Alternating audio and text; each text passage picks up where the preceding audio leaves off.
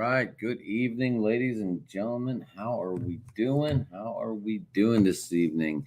So tonight we have a nice little packed house tonight of Packer fans, and we will be talking about the Green Bay Packers, going over the all-time lineup, getting it all rolling. Let's bring in our guest tonight. Returning back to the show is Mark. How are you, Mark? I'm doing well. How are you, Adam? Good. Just got back from Alaska. Yeah. Spent a couple weeks in Alaska. That was a good time. It was 108 degrees where I live, and it was 54 degrees in Alaska, so you can't beat that. I saw a couple of your pictures. It was midnight and there was still daylight out. Yeah, the first time we actually saw darkness was the night that we flew out. That's crazy. It takes some adjustment, a little getting used to when you come back home. Right? Well, I hope you're ready to talk some Packers. Absolutely. For those of you that don't know me, I'm Mark McCarthy. You can find me on Twitter at RoyalsWS1985. Sweet. All right, we're going to bring in another returning gentleman, Jason. How are you, Jason? I'm well, Adam. How are you, sir? Good. Can't complain. You? I can't complain at all, especially when we finally get a chance to talk some Packers football. NFL training camps have already started. It's time to start thinking about football again, as crazy as that may seem.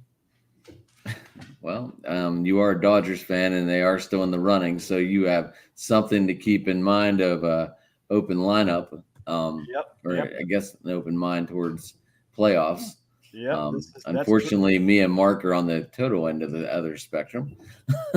Yeah, well, you know what? Hey, I will say this. It was fun watching the Royals win the World Series in 2015, Mark. I was rooting for them, being a huge baseball fan and historian of the game.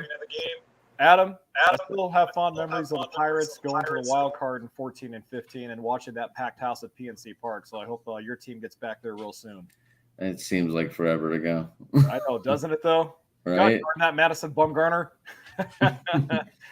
You know what else seems a long time ago? The Steelers being in the Super Bowl, and it was against you guys last. We were there, and we're gonna bring in our last guest real quick before. Let's bring him in. How you doing tonight, sir? Doing great, guys. This is Clayton from Packers Total Access. You can find me on Twitter at Packers_access, representing Packernet Podcast. Just want to say thanks for the invite, man. Looking forward to talking some Packers tonight. Me too. Hopefully I'm gonna learn a lot. You know, I am a Steelers fan, so like I just said to those guys, you know, last Super Bowl was against you guys. We lost. Like we were talking about before, Mendenhall, the ball just came out of his hands and changed the whole momentum of the game. The Steelers were on a roll up until that point, and then the Packers just kind of this thing right there.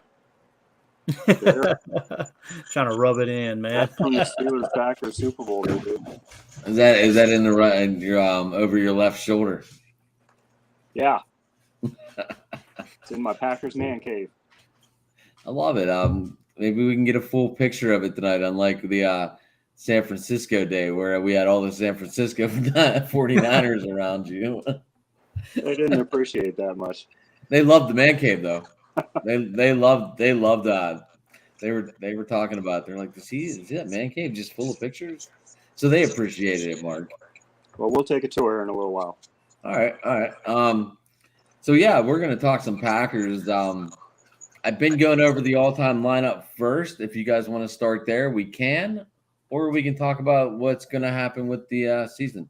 I kind of leave it up to my guests to where they want to roll. We can go all time if you want to do that. All right, we'll start there then. I went with Bart Starr. You know, two-time Super Bowl, 3 times NFL champion. This was a really tough decision because I grew up watching Favre and Rodgers. But I had to go Starr, 5-time Super Bowl champion. Hard to pass up.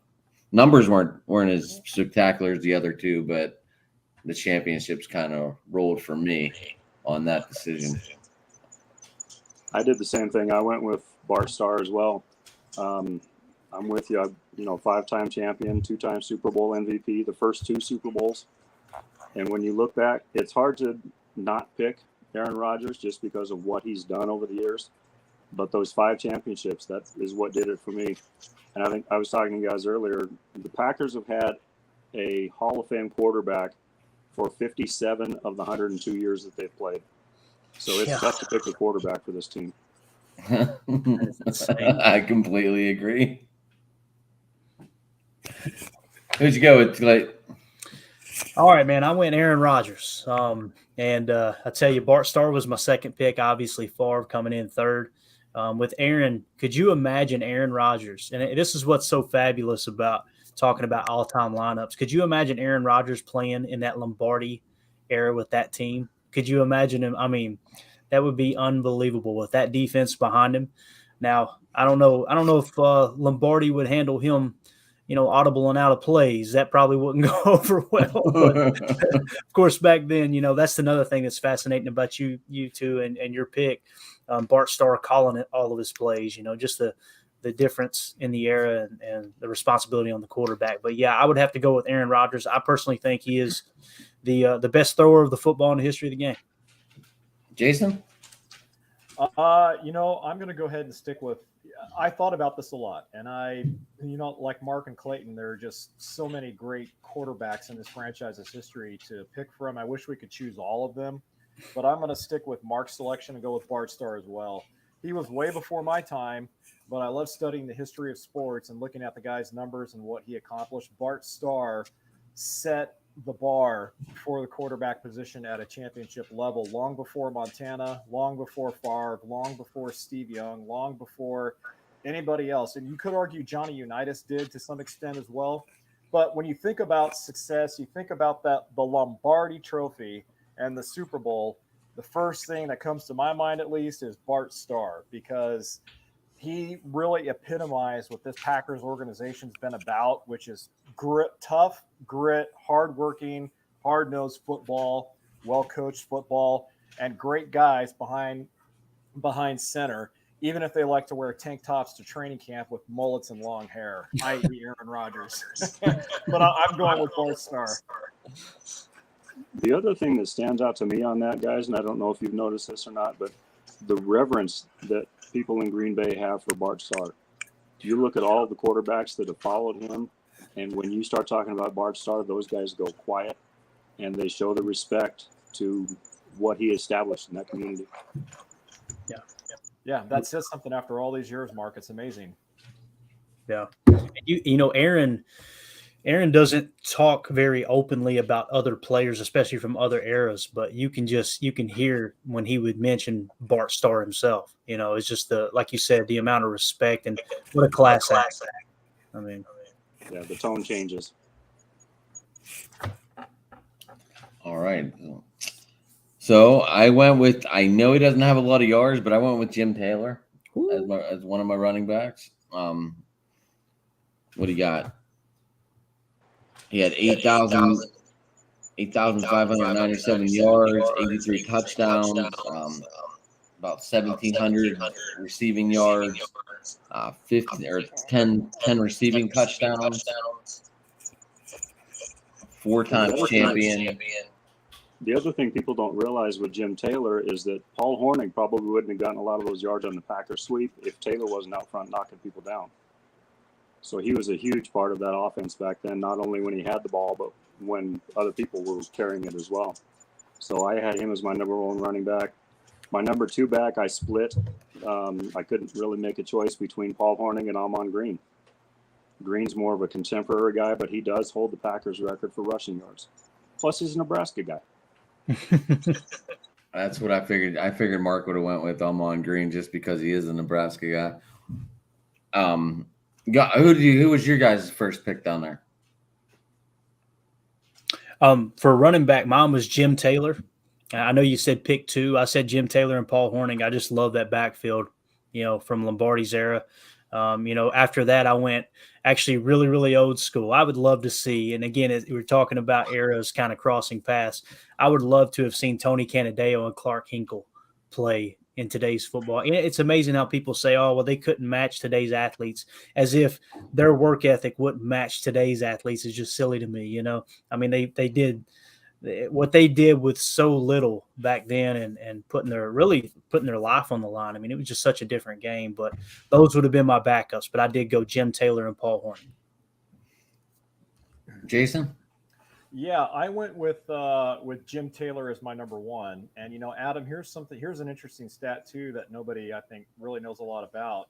And that is the only year that anyone ever beat out Jim Brown for the NFL's rushing title was in 1962. And that was done by Jim Taylor when he rushed for 1,474 yards. And again, beat out the legendary Jim Brown. Taylor, an all-time great. My number two, I'm actually going with Dorsey Levens. We all remember Dorsey Levens. I'm going Dorsey Levens. The reason why is because he was an outstanding switchblade knife in Mike Holmgren's offense in Green Bay. He was not only a great scat back coming out of the backfield, you can line him up in the I formation. You could even split him wide as a fourth or a fifth receiver. He had great hands coming out of the backfield. I know his career wasn't long because he had a variety of knee injuries towards the end of, I think, the fifth or sixth year he was in Green Bay. But during that time, he was the Roger Craig of the Green Bay Packers. He was the guy that could do it all. And he wasn't a great blocker, I'll give him that. But as far as being that switchblade knife, the guy that could complement the offense in myriad ways, I still remember watching Dorsey, and he was exciting to watch. So Jim Taylor, number one for me. Dorsey Levens, number two. Wow. I went with Ahman Green as my number two, just to let everyone know. All I could think of, I want to say this, Jason, when you were mentioning Dorsey Levens, that catch was at the NFC Championship in the back of the end. I mean, unbelievable in the corner of the end zone. Wow. Yeah. And refresh my memory, Clayton. When he made the catch in the back of the end zone, was that the one where his toe kind of just grazed barely on the inside of the chalk, and they couldn't determine if he was in bounds or not?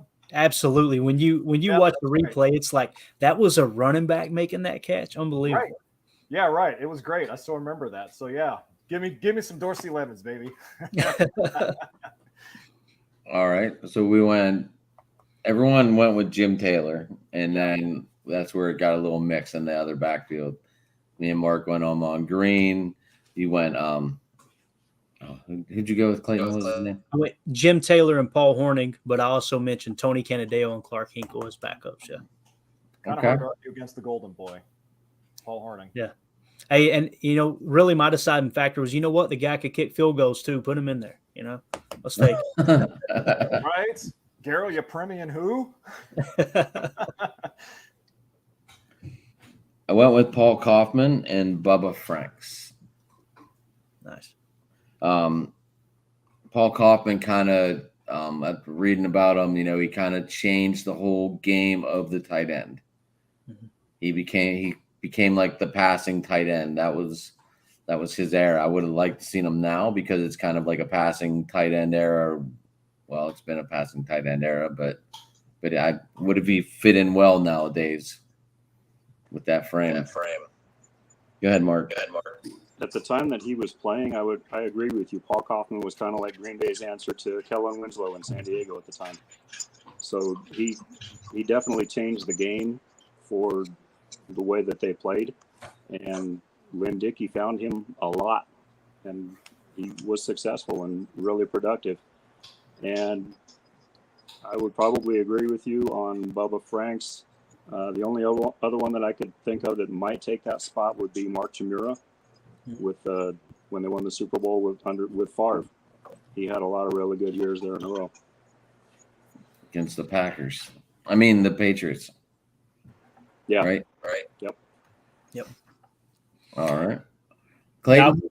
I went with Paul Kaufman and Ron Kramer. Ron Kramer being my first. Ron Kramer, kind of that blocking tight end, could also catch the ball.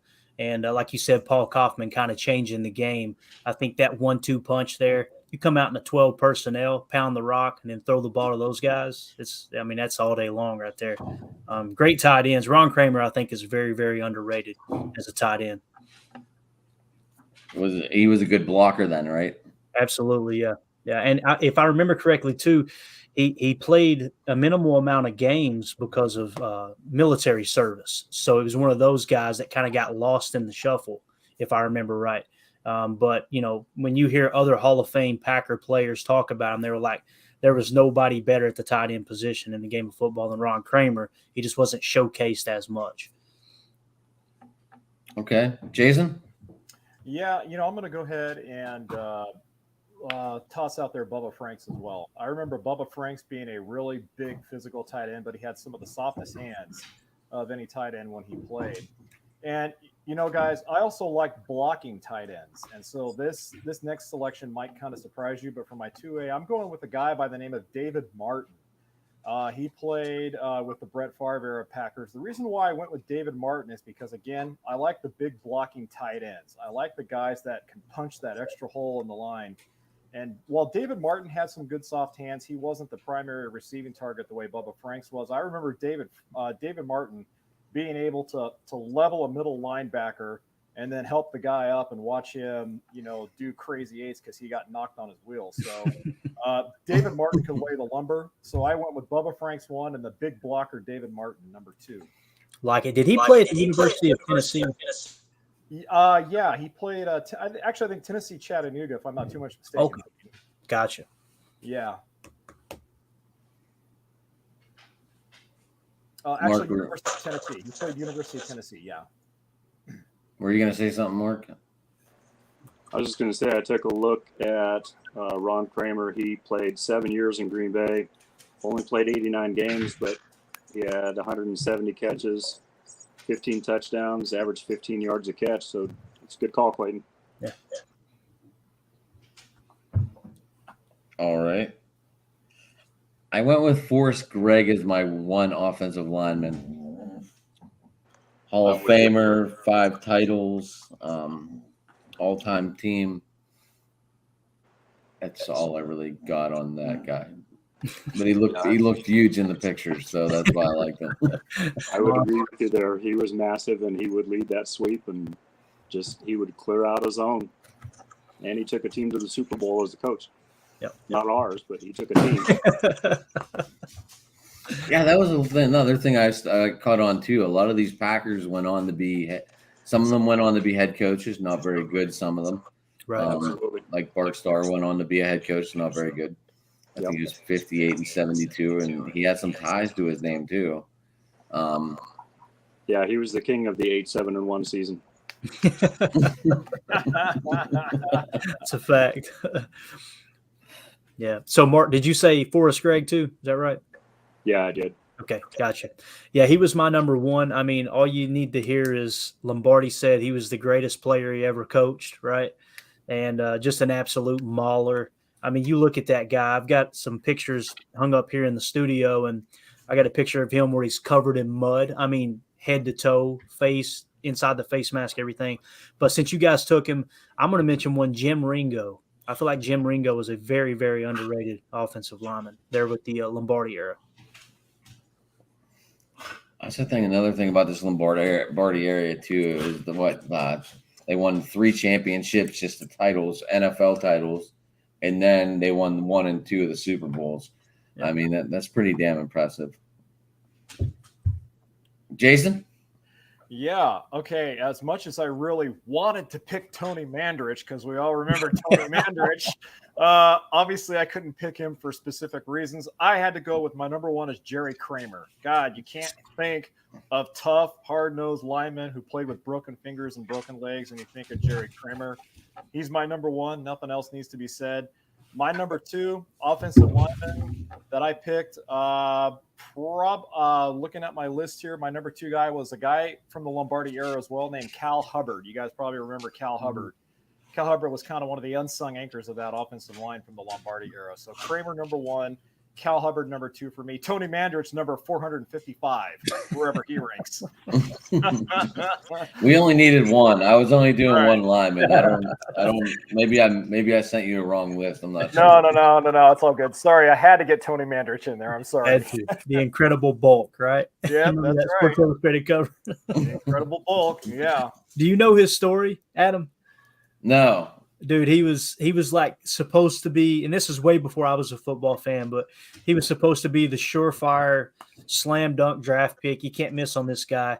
And he comes in the league just an absolute bust, roided up out of his mind. You could see it really take a toll on his body later on in life. But Yeah, he was on the Sports Illustrated cover, and it said incredible bulk. And you look at this guy, and it's like, oh yeah, he has got syringes hanging out of his rear end right now. Like, it's just unbelievable. So yeah, one of the biggest busts in draft history. Oh, And easily. 4 of the first 5 picks in that draft were Hall of Famers. And they took Troy Yeah. Aikman, Barry Sanders, Deion Sanders, and Derek Thomas. yeah. And we picked Tony Manders. You drafted blindfolded. That's okay. Most of these guys on this list are already in the Hall of Fame. Right. So I have a feeling the Packers and the Steelers are both packing numbers in Canton. Yeah. Oh, yeah. Sorry, guys. Didn't mean to hash up old bad memories. That's all right. Could have brought up Eric Crouch, right? Oh. Oh man. Hey now, careful.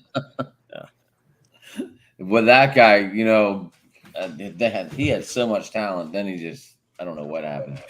He went to training camp with the Packers too one year. Yeah, I got excited about that. I don't know why, but I did. Yeah, they signed Eric Crouch. I was like, hey, here we go. Let's run the triple option. What are we doing? I've met him. He's a tremendous human being. He just didn't work out in the NFL. Yeah. Mark being in Nebraska, I guess you had that opportunity, and you were covering press, right, at that time.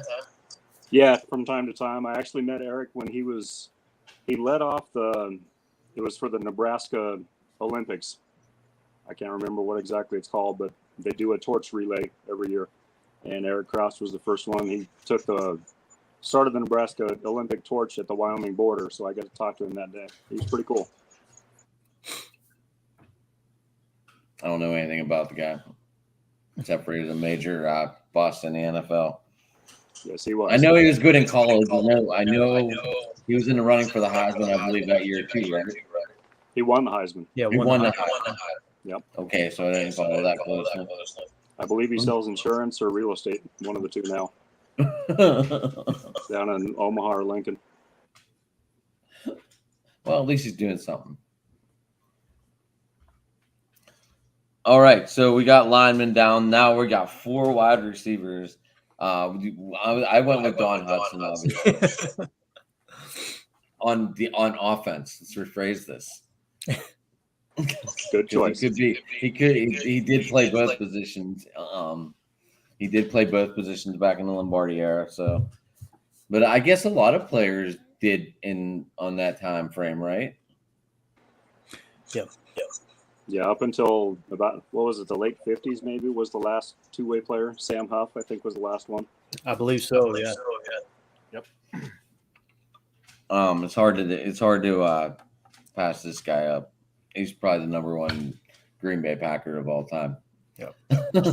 Yeah, He was I a would kicker agree. too, just to let everyone know. Yep. When the Packers training center is named after you, you've done something. Yeah. So does everyone have Don Hudson? We do. Yeah. Yes. Guarantee it.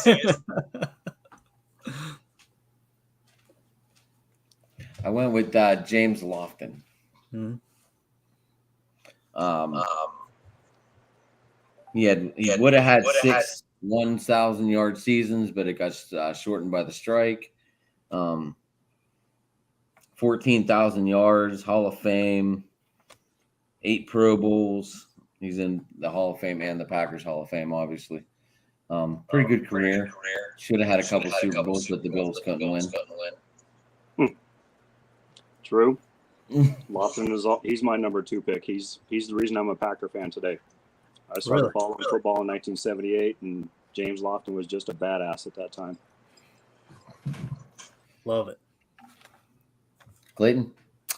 All right. So you said pick 4, right? Is that correct? Yeah, we were just doing one at a time, I guess. Oh, just one. Okay, got you. Yeah, my number 1 was Don Hudson. My second was Sterling Sharp. And it's funny, if you had asked me this question 3 months ago, I probably wouldn't even had him in my top 4.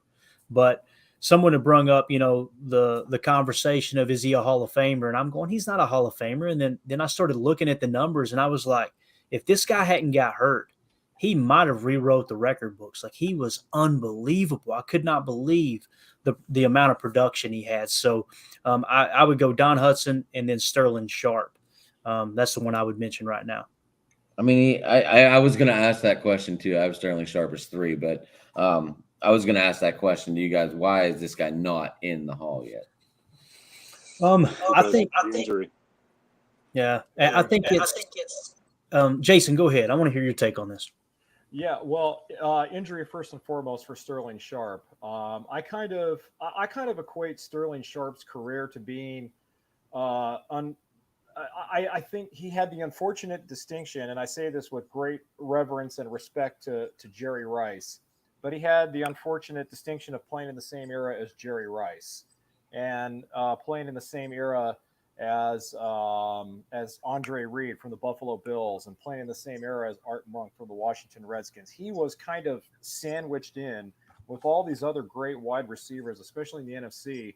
And Clayton and Mark hit the nail on the head. When he had the injury to, I think it was his back, his spine, had he not suffered that injury, he probably could have been, and it's easy to say this now, but he could have been probably the most prolific wide receiver of his time, because the way that his athleticism down the field was just tremendous. He had the ability to break upon defenders like nobody's guy, because he had so much upper body strength, but he was a big receiver. He was about 6'4", 200 some odd pounds. But that was muscle, that was speed.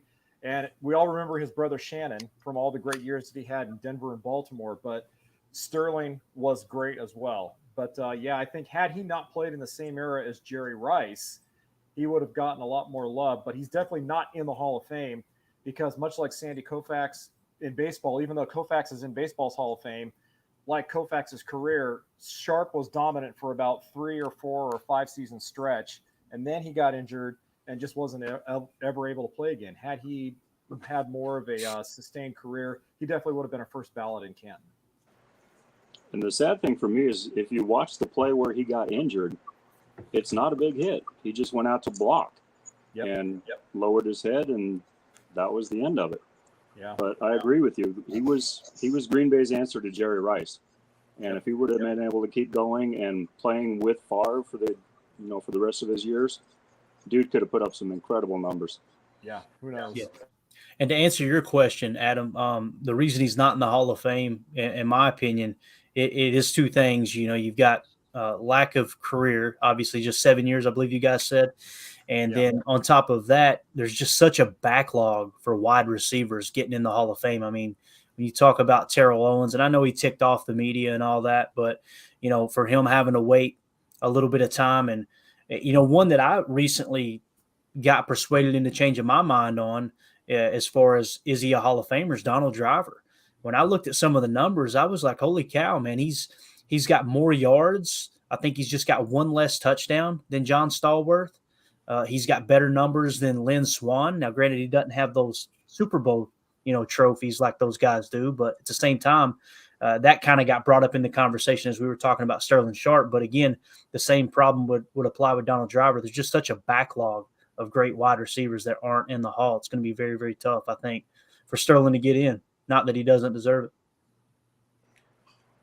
I think he played 7 years, caught 595 passes, had 65 touchdowns.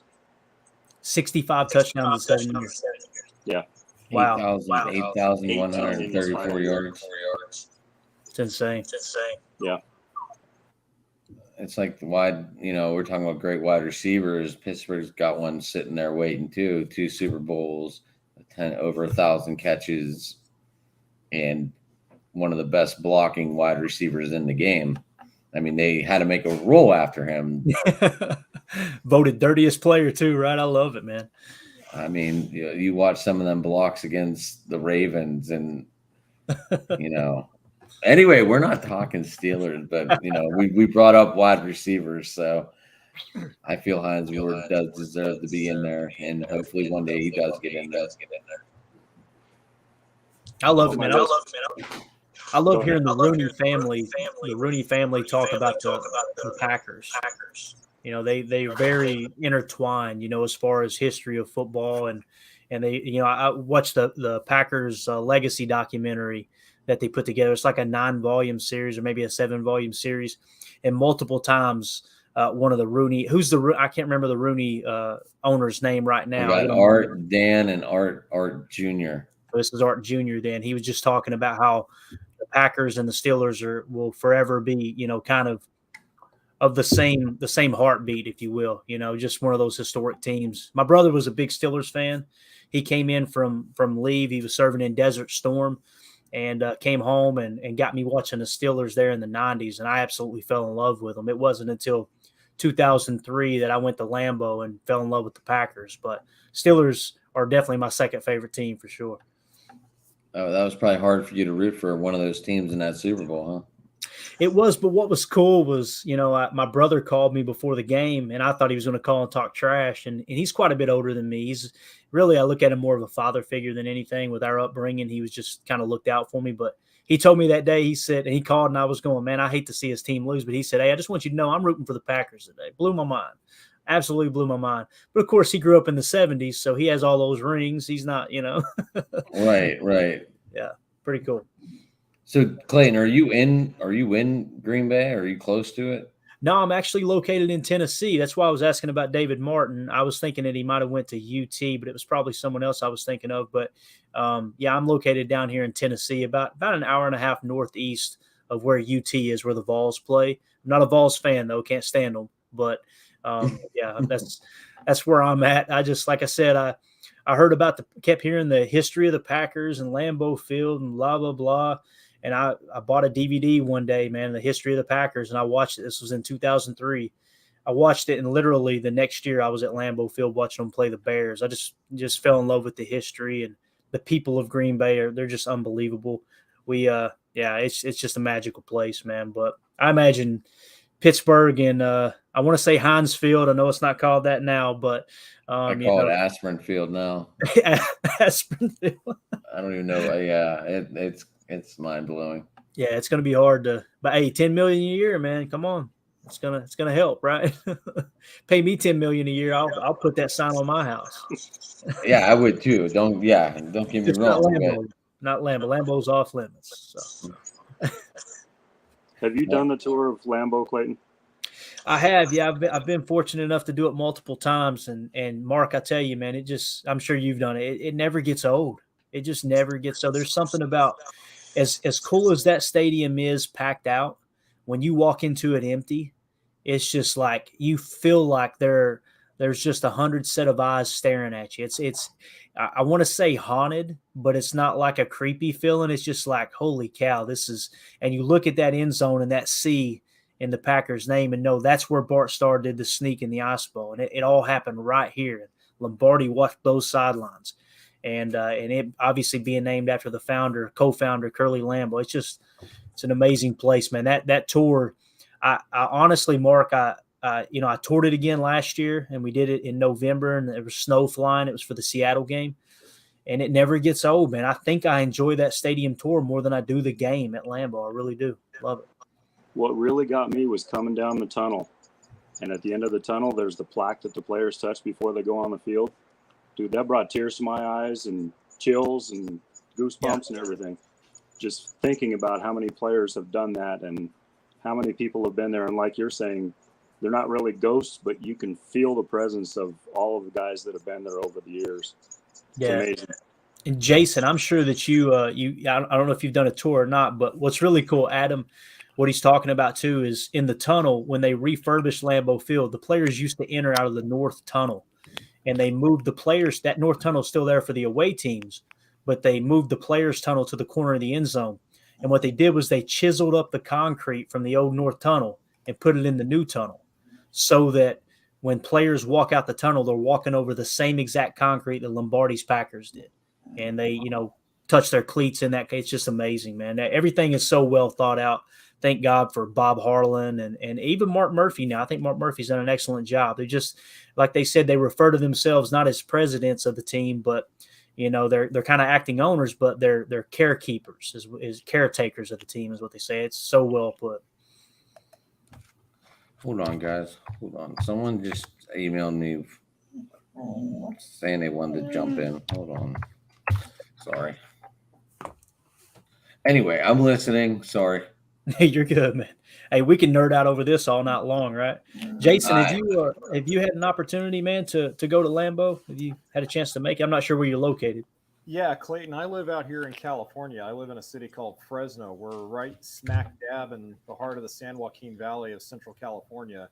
To answer your question, no, I haven't had the honor of going to Lambeau Field. Uh, I guess the closest I can get to equating it would be when I toured Wrigley Field and just remember soaking in all the history and what those seats have seen. I can imagine I would get the same chill going to Lambeau Field.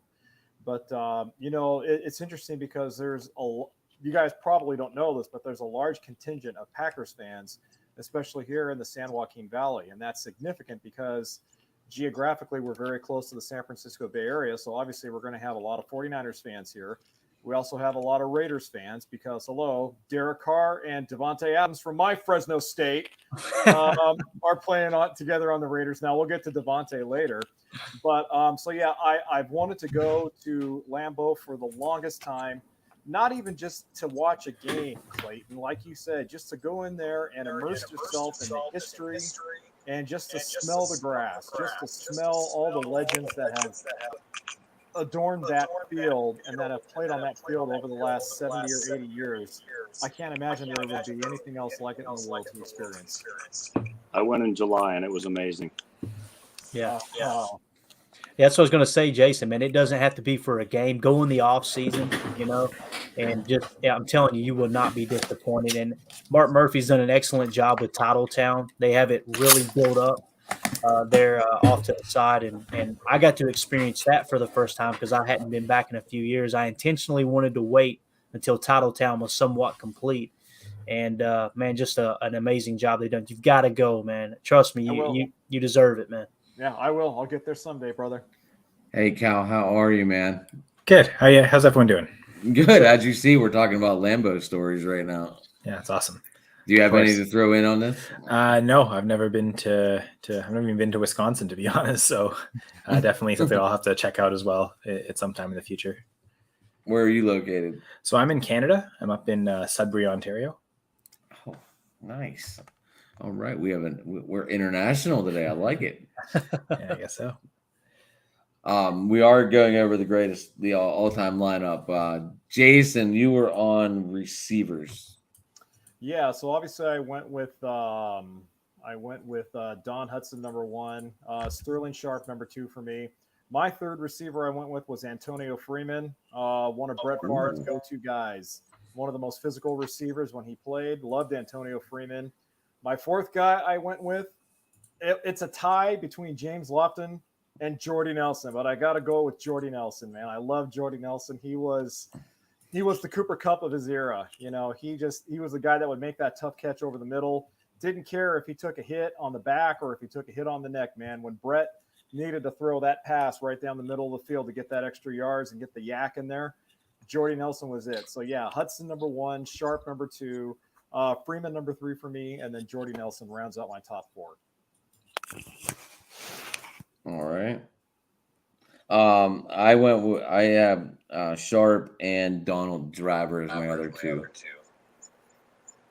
Yeah, I think I'm with you. I've got Hudson, Lofton, Sharp, and Driver is my top 4. And I had Hudson, Sharp, Devontae Adams, and James Lofton. I had Devontae Adams on there, but I took him off. Oh.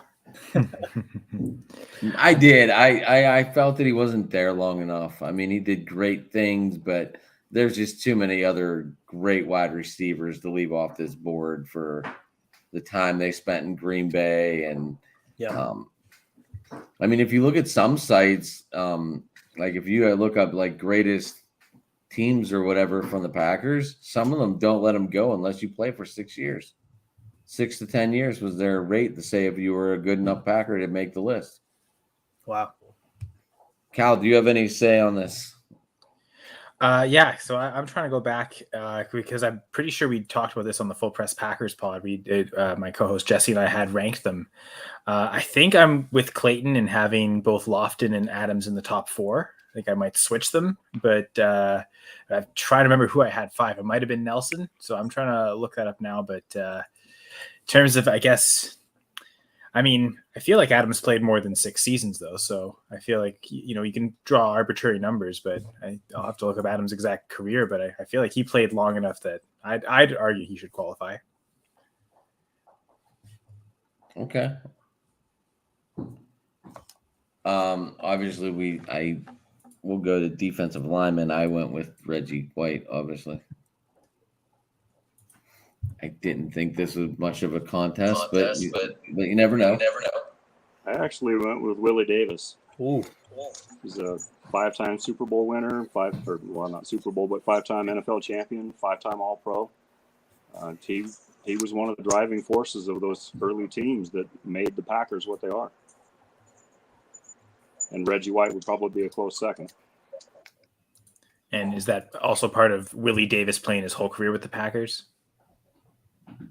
Good point. Actually, he didn't, but Oh, Really? everybody remembers him as a Packer. They don't remember those last couple of years that he played, but yeah, that's a big part of it as well.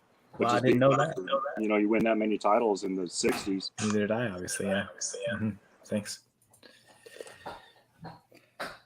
Clayton?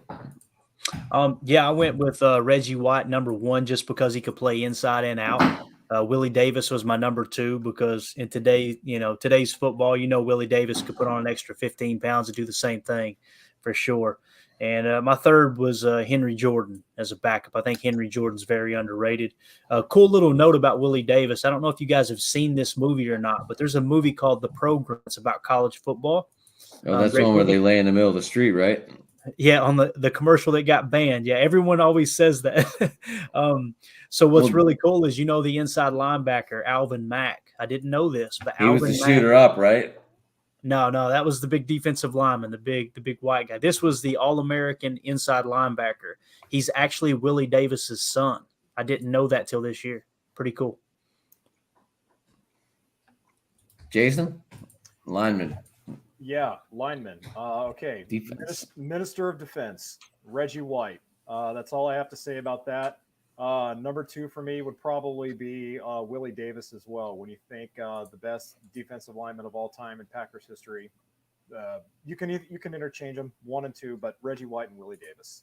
198 sacks for Reggie White. That's phenomenal. Yeah. I mean, I know they all aren't with the Packers. I think he had 61 and that 68.5 sacks with the Packers whenever he was there. But he was only there for 5 years. I And think. you can't overlook what he did in the Super Bowl. Well, He was Just in the a back just bull. as much as Drew Bledsoe was. That's a fact. Yep. Cal, you got a defensive lineman? Well, I think, yeah, the main 3, I think, have been named: Reggie White, Willie Davis, and Henry Jordan's probably the best defensive tackle that's ever played for the Packers. Now, I guess the question is, what does Kenny Clark have to do to get into the top 3? Is he that far away? I suppose probably have to win a Super Bowl, right? Like if the Packers never win a championship, can he really contend with those other guys that have won titles? But I feel like Kenny Clark's not that far off from being probably even right now being in the top 5 defensive linemen all time for Packers. All right. 2 linebackers. I went with Clay Matthews. Hard to pass up that one. I thought so. And Ray Nitschke. I think everything starts and ends with Ray Nitschke with Green Bay as far as the peak of the linebackers. You've got to have him if you're going to have anybody on there. My second one was Dave Robinson. It's another guy back to the 60s. Clayton, you'll probably appreciate this with as much history as you watched with the Packers. But before the Ice Bowl, Lombardi had told the players that they couldn't wear any gloves because it would look like weakness. So Dave Robinson went to the equipment guy and he said, "I want you to get me some brown gloves." And so he was the only Packer wearing gloves during the Ice Bowl. Love it. And why did he get brown gloves, Mark? Tell him. Well, he's a black guy. So Yeah. he said, the old man will never know. He said Lombardi will never know. I love it, man. Love it. And they showed a picture on the NFL films that they freeze the camera shot of him running on the field, and you can see it. He's got the brown gloves on. Sure does. Love it. Clayton? Yeah, for me, it's Ray Nitschke and Dave Robinson would be my 2. I've actually got a dog, a little scruff running around here. His name is Raymond Nitschke Bailey. That's what's on his papers. So, yeah, Ray Nitschke, you know, a lot of people look at Ray Nitschke and he almost looks like this slow, lumbering linebacker. They said he was a sideline to sideline linebacker. He was a guy that was just had so much athleticism. Actually got drafted as a fullback. That was Frank Benisi that found him, and that year drafted him as a fullback. They played him at linebacker, and obviously the rest is history. But mine would be Ray Nitschke and Dave Robinson. They said Dave Robinson was one of the smartest linebackers to ever play the game. Very underrated on a global scale, but every Packer fan knows who he is. Outside of that, one guy that I'm going to mention, I know you mentioned Clay Matthews. I agree. Great linebacker. He slid inside there later. But A.J. Hawk, the all-time tackles leader in Packer history, just a guy that was not going to be denied. You know, I remember watching him and watching most of his career. And when we went up and watched the Packers and the Vikings play Monday Night Football, Aaron Rodgers' first start, AJ just shut Adrian Peterson down. And he was playing, I believe, with an injured back. AJ just never made excuses. He's definitely my honorable mention, AJ Hawk. Ray Nitschke had 25 interceptions as a linebacker. Yeah. I thought that was pretty impressive. The first part of his career, he used to joke that the rest of the team called him the judge because he spent so much time on the bench. But he kept working and made himself into the player that he was. Yeah. Another cool story about Ray Nitschke. I got to tell this one. They were at practice one day, and you know he's kind of known as this tough guy, right? And a windstorm blew through and knocked over a weather tower. The weather tower collapses, and a lot of people gather around because it was on the opposite end of the field, and there was a player underneath it. And Lombardi said, "Who is it? Who is it?" And they said, "It's Nitschke. He was trapped under this huge TV tower, right?" And they literally said, Lombardi said, "Oh, he's fine. Come on, get back to practice." Because he like wasn't even concerned with it. It was Ray Nitschke. And his helmet from that practice is in the Packer Hall of Fame, has a huge hole pierced through the helmet where a steel rod went through it from that tower. Just a man bear, dude. The guy was unbelievable. Superhuman. I didn't know that story. You figure that would have been in the bio. Right. I didn't see it. Jay yes. or Cal, whoever. Linebackers.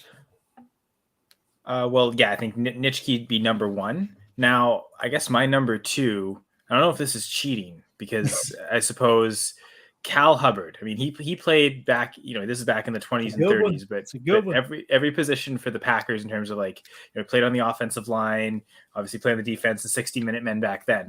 You had to play everything.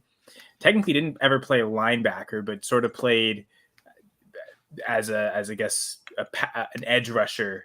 So if you were to build an all-time Packers team and you'd play a 3-4 defense, I'd consider him as someone I'd want to play as a linebacker specifically, because it seems like that's where he made the biggest impact was on the defensive side, as much as he did play both. So I suppose if Cal Hubbard counts as a linebacker, that'd be my number two. But Mark mentioned it. Like it has to start with Nitschke at number one, I think. Just the longevity and everything he represented, all the winning. Has an argument to be made for the greatest Packer of all time, frankly. Might be the best Packers defender of all time. So I think that all that kind of in consideration puts Nitschke at one for sure at the linebacker. Here's a cool fact about Cal Hubbard. I got to mention this. We did a history segment on our podcast. Cal Hubbard is actually in the Baseball Hall of Fame as an umpire.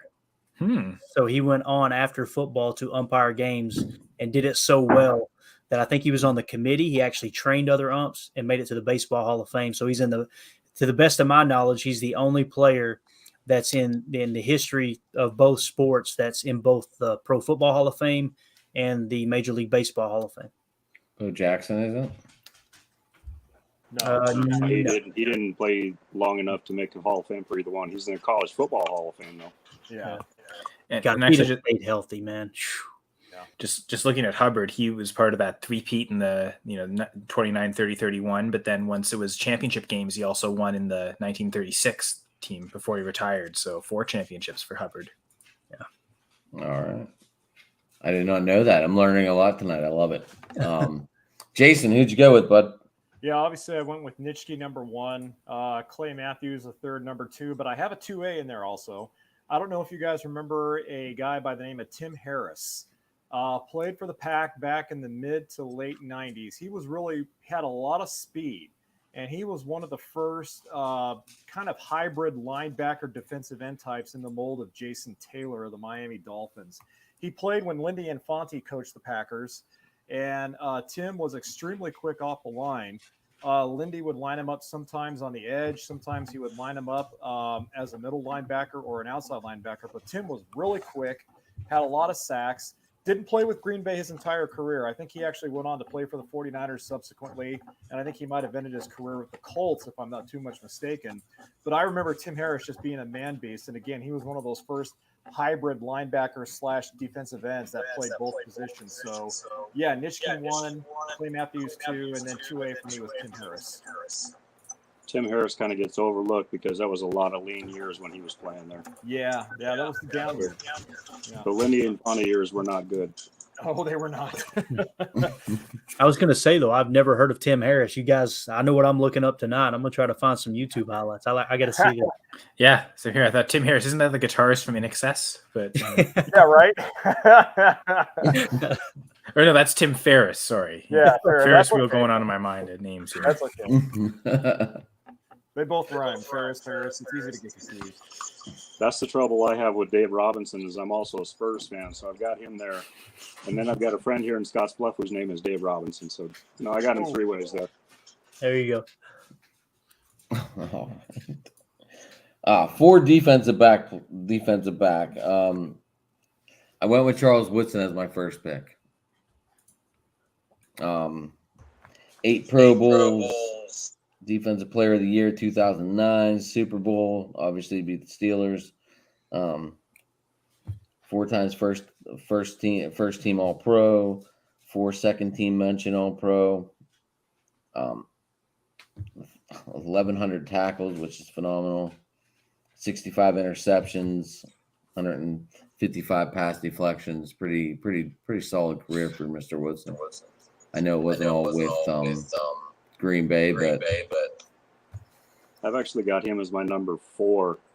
And, it's really starting to make me sad how you sound whenever you say they beat the Steelers.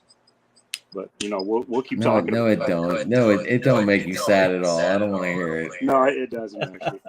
But I've got Herb Adderley as my number 1 defensive back.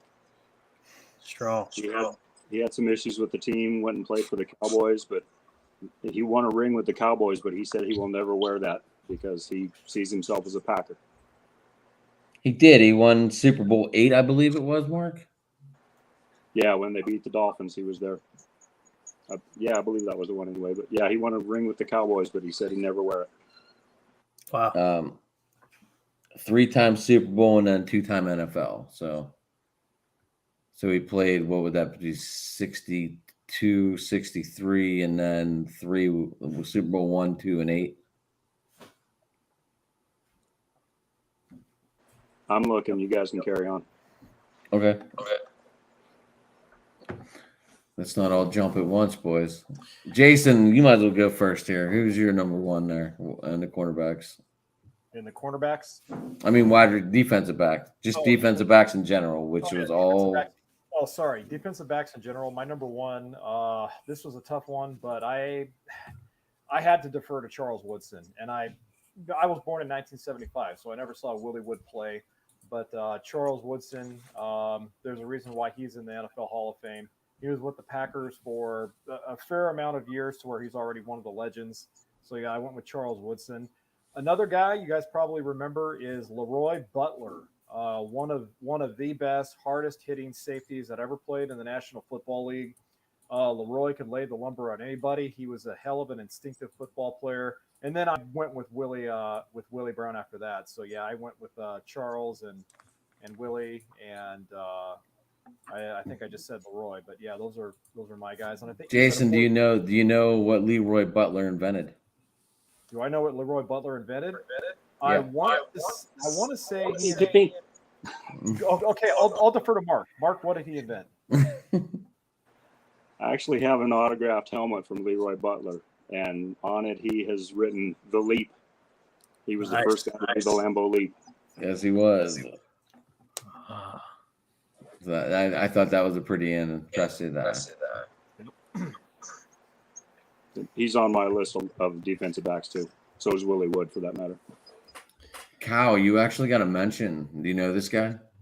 We were together at Going for Two, and I know Gator J will be joining myself and my co-host Brian on the Dynasty Gambit this Thursday on the Going for Two Live Network, 8:30 Eastern, and we're going to talk some Dynasty trades. So he was on actually the last week's episode. I was unavailable, so he took over and did well. So we brought him back again. But yeah, shout out to Gator J. Thanks for watching. I guess. Mark, you kind of mentioned the four all there. In terms of who the top four are, I think that's really easy to identify. The two corners, Woodson, Adderley, and then the two safeties, Butler and Wood. Ranking them, oh boy, you almost default to, if you look at who's the best player of all time, I think that's easier to say Woodson. But because you're looking who's the best Packer all time, you really are looking at what they did as Packers, and I think his short time there was meaningful enough that he might even still make the argument for number one. I think for who one would be, the importance of the cornerback position, I think relative to the safety would mean it either have to be Woodson or Adderley for me at number one. So I'd probably default to Woodson just being the best all time, kind of like I would default to Reggie White being number one on the defensive lineman list as who's the best player all time. So I'm going with Woodson. Love it. So my four, obviously the same: Willie Wood, Charles Woodson, Herb Adderley, and Leroy Butler. You put Willie Wood and Leroy Butler back at safety, and Charles Woodson and Herb Adderley on the corners. I mean, that's locked down right there. But I do want to mention one other player. His name's Bobby Dillon, and Bobby Dillon only played with the Packers from 1952 to 1959. But what's crazy is he still leads the team in interceptions. He has 52 career interceptions, and he only played from 52 to 59 with the Packers. And what's amazing is he only had one eye. He literally was blind in one eye. And the famous quote that I love was he was on the field in one game, and during a timeout, one of the officials asked him, they said, Bobby, what are you going to do if you lose your other eye? And he said, I'm going to become a ref. So pretty good stuff. But Bobby Dillon, man, one of those unsung heroes. I mean, when you close one eye and try to walk to the fridge, you know what I mean? Like, it's unbelievable. 52 interceptions. Wow. I guess quarterbacks just thought they could pick on him. I guess so, yeah. Did you also know that Willie Wood did not miss a single game in his 12-year career with the Packers?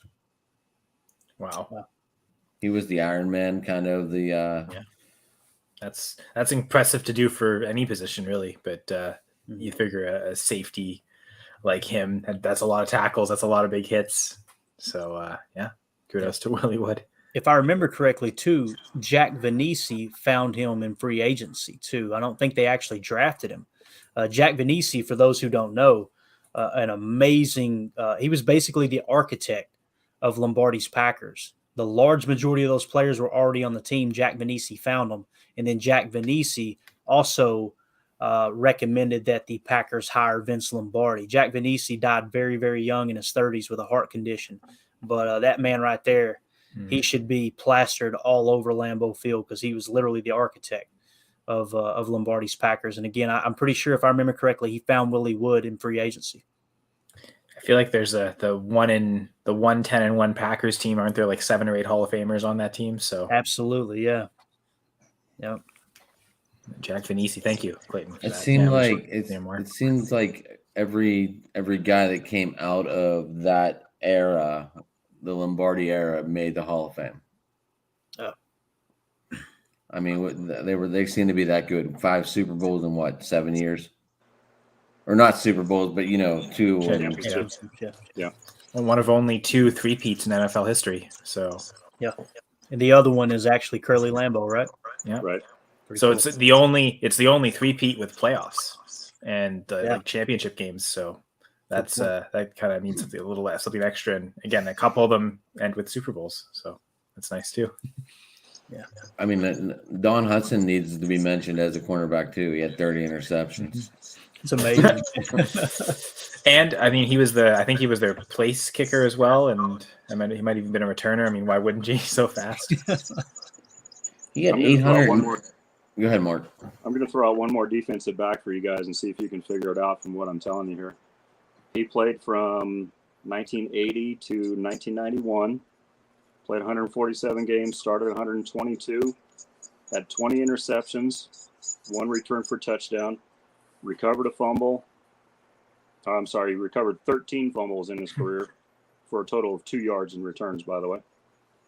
Anybody have any idea who that defensive back would be? Was it Bob Jeter?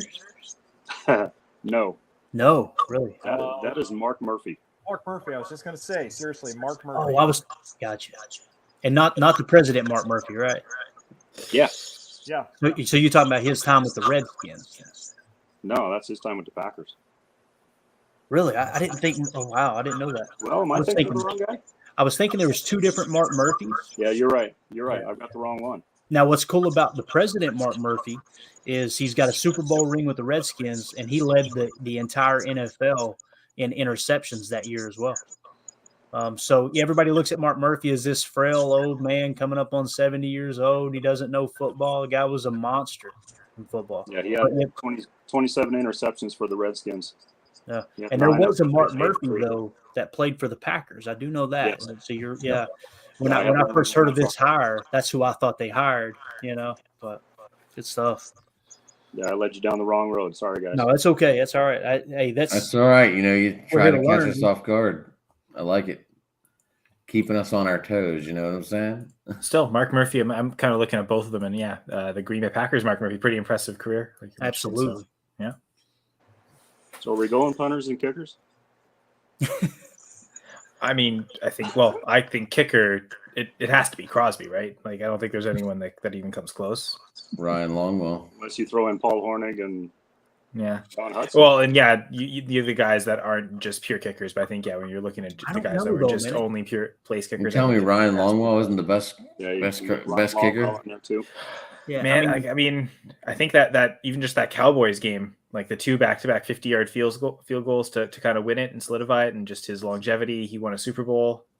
I Doesn't think I'd anybody take. remember the legendary Chris Jackie? Come on, man. I was going to go Al Del Greco. Al Del Greco. Or hey, Jesus. Didn't Didn't Del Greco kick for the Oilers? He did. Del Greco, I and- think, kicked for everybody at some point. Yeah. I Well, don't I think was also going to say Jan Stenerud. We all remember Yes. Stenerud having kicked with the Chiefs. He kicked for the Packers for a number of years. Yes, he did. for It's me, funny man, 'cause I don't know. I'm a big fantasy football guy, and I am going through and doing all like who's the highest scoring fantasy player at each position in an individual Super Bowl. And I think Super Bowl 2, Ty Chandler, by kicking 4 field goals, is like the highest scoring fantasy kicker like in one individual Super Bowl. So there's some Packers credit there to Ty Chandler, but who I don't think did much behind that. Yeah, I'm going Paul Hornung, man, because I'm sorry, I can't see Mason Crosby running a power sweep. I just don't see it, right? And on top of that, really cool story about Paul Hornung. He actually the championship game where he set a record because he kicked so many field goals, scored so many touchdowns. He was on military leave, and he was scheduled to actually be on military duty that weekend. But Lombardi told him, "Hey, I've got JFK's number. I'll give him a call." So he calls President Kennedy, and he had President Kennedy call out to the military base. And they said that when the guy answered, this is Paul Hornung telling this story. He said when the guy answered there at the mess hall or wherever it was, he answered and said, "Hello." He said, "Yes, this is President John F. Kennedy." And that guy said, "Yeah, and I'm Burl Rabbit." And, it literally hung up on him. He calls back, and the longer they talk to him, they realize, holy cow, this is the president. So he got his military leave. Paul Hornung comes in. He scored like 2 or 3 touchdowns, kicked a few field goals and some extra points, just absolutely dominated. But, yeah, I'm not seeing Chris Jackie or Mason Crosby running that power sweep. I'm going Paul Hornung. True. I guess you have to get a player who can score the touchdown and kick their own point afterwards, right? Absolutely. Imagine him, Kyle. Imagine him on your fantasy lineup, man. So, yeah, that's true. Yeah, I mean, I needed an old player. Go ahead, Mark. You want to talk? Go ahead.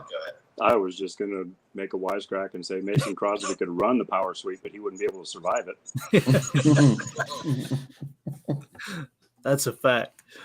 Especially with the Packers special team. I didn't pick a kicker for this list or punt returner. I left out some options. I mean, Green Bay has had some good kickers though. Yeah. So I mean, it's cool to talk about them, I guess, but they're kickers. Jason, I was going to say, Jason. Wise guy wouldn't have brought that up.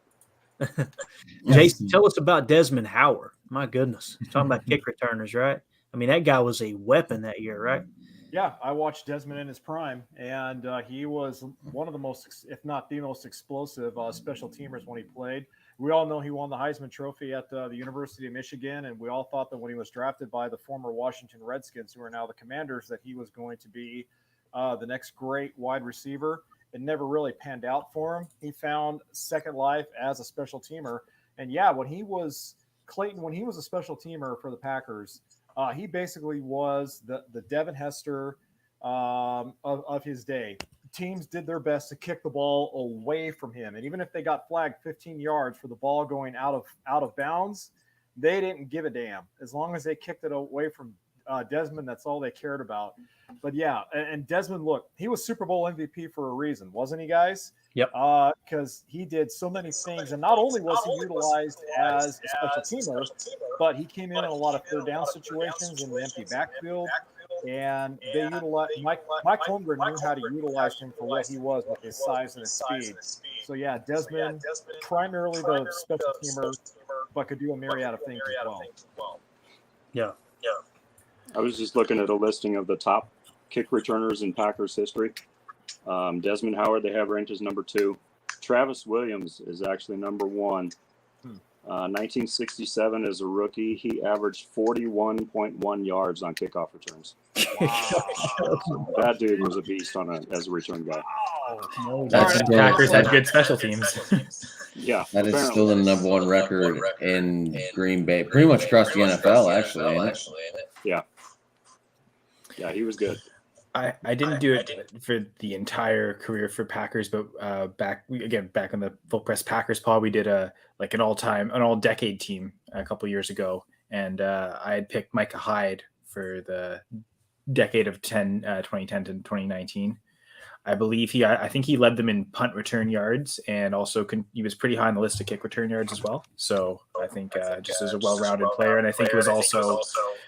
Wanted to get him on as a defensive back, but just couldn't fit him. So it was the way to get Micah Hyde on the team. Because you can give credit to Randall Cobb, especially early in his career as well. He was really good on the kickoff returns. Yep. The biggest thing for them was the ball security. When those guys were there to catch the ball, they were going to catch the ball. And we don't have that confidence right now with our special teams, especially when Amari Rodgers was back there. I just was praying that he would fair catch it and actually catch it. Absolutely. Here's a cool story too, since we're on kick and punt returners. Desmond Howard, I'm sure you guys know this. Adam, you're going to love this story. I think it was the divisional round at Lambeau Field. They kind of called it the Mud Bowl. It was against the 49ers. They go into halftime. Everybody's covered in mud. It was just a sloppy Lambeau Field. And when they come out of halftime, Desmond Howard changed his uniform, right? Because he was all muddy. And he said he's walking down the tunnel and he hears a whistle blow. And as he gets to the corner of the end zone coming out of the tunnel, he sees the ball bouncing on the field. He was supposed to be returning the kick. They started the second half, and he missed it because he changed his uniform, right? So he comes out on the field, and I believe the 49ers recovered, if I remember correctly, for a great field position. He walks over to the sideline and looks at Holmgren. He's like, where have you been? Well, my uniform was muddy. Like, I had to change. I didn't feel. And he said, Holmgren was like, well, good. I'm glad you feel better now. Literally the opponent has the ball inside the 20 because you're an idiot and wanted to change your uniform at halftime. Love it. Gotta look good, man. Hey, look good, feel good. Feel good, play good. Play good, they pay good, right? Ain't that what Dion said? All right. Well, Jason had a bail, in case you didn't see the private message. Jason's always a good candidate to have on the show. He has a lot of good insight on everything. So he'll be welcome back. I'm sure he had to go. But anyway, so any other good stories, boys? You're muted, Mark, you're on mute. Sorry about that. You guys want to walk around the man cave and see if you come up with any stories from that? Let's do it. Let's do it. All right. This is kind of tough because I'm trying to face the other direction. That's my stock certificate up there in the corner that Aaron Rodgers is autographed. My wife got me that for my birthday this year as a shareholder. Nice.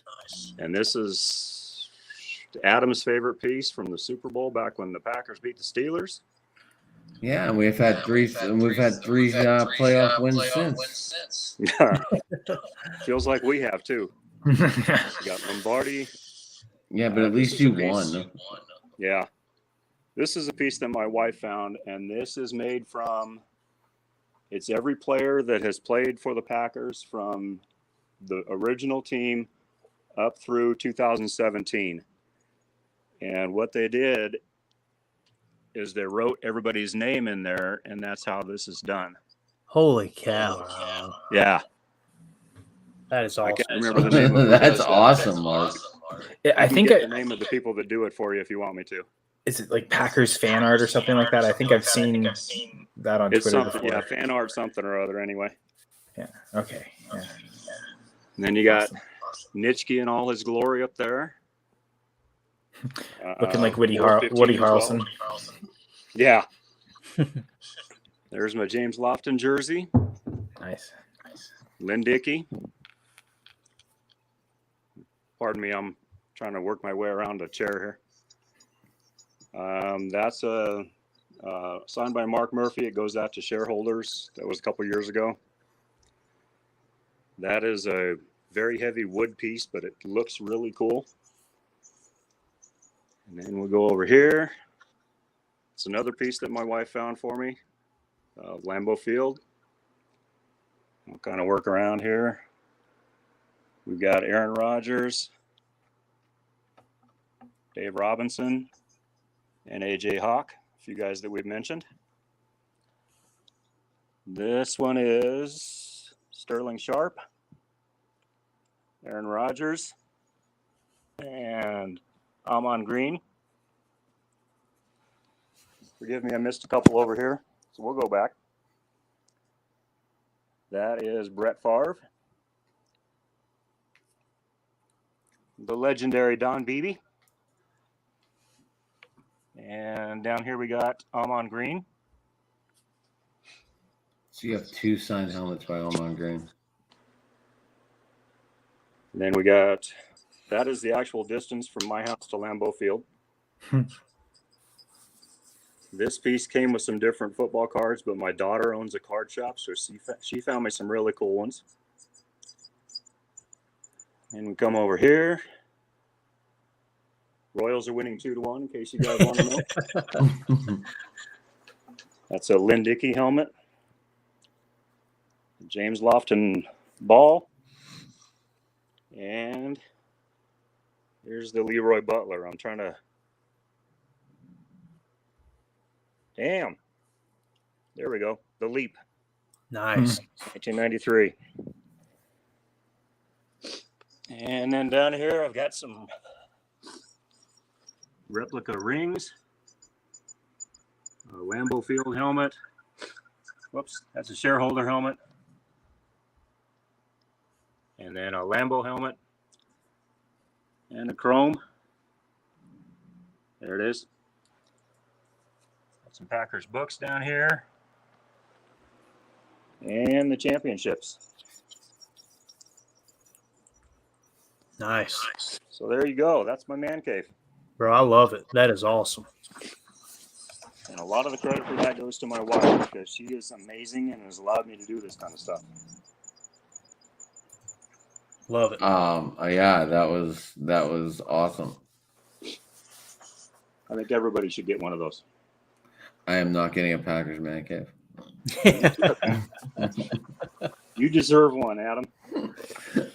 I would love to have everything, and just to make it, I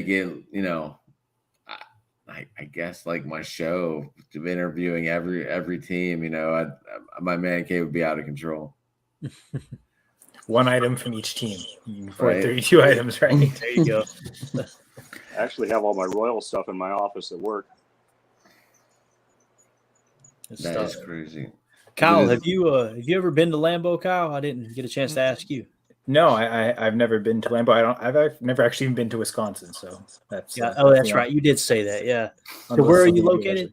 Yeah, up in Canada. So Sudbury's north of the Great Lakes. So, Gotcha. but the distance of all the Great Lakes between it's a big leap to get to Lambeau. But yeah, You could just throw a rock over there, right? I'm not that strong. Rogers probably, but not me. Love it.